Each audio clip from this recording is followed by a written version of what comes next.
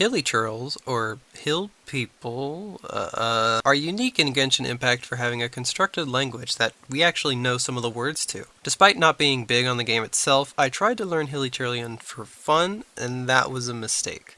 While I think it's fun that the team behind the game gave the basic enemies a language that seemingly put effort into making it function, there are a lot of problems with trying to learn and speak it outside the context of Genshin Impact. I'm going to criticize how the language was constructed, fan efforts to translate it, and how the language is presented in the game, but just know that I think it's really awesome that it exists at all and that fans around the world are trying to figure it out. I don't mean to say that any of this is bad, just that it could have been done better.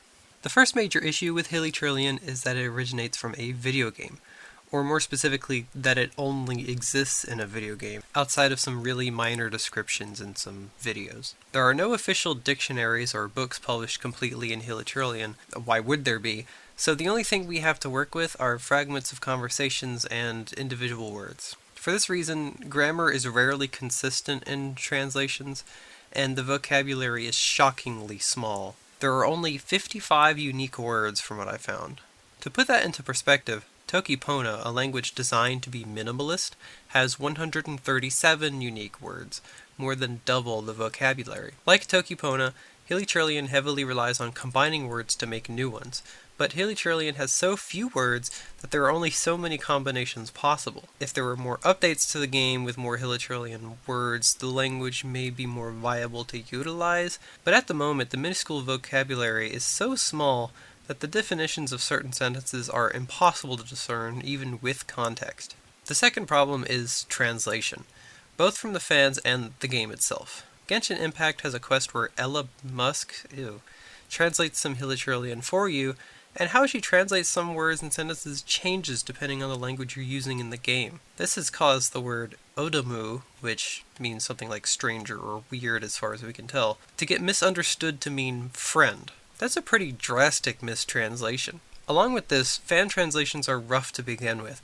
A lot of words are still up in the air as to what they mean, like ya, which is sometimes translated to mean humans, but is used in sentences that have nothing to do with humans. There's also the problem of why hello is spelled in 3 different ways. More work needs to be done, obviously, though this could all be easily settled with a non-contradictory official source. Which brings me to the third problem. The creators of Hilichurlian are game creators, not linguists.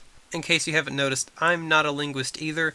This is all just from experience of trying to learn it. This means it's unlikely we'll ever get official Hilichurlian translations outside of the game, and that the contradictions within the language are probably not going to be cleaned up due to just not considering it a priority.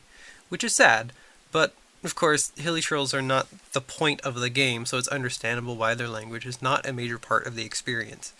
I get why Hilichurlian is kind of dysfunctional, even if that's not fun and it's not practical to learn.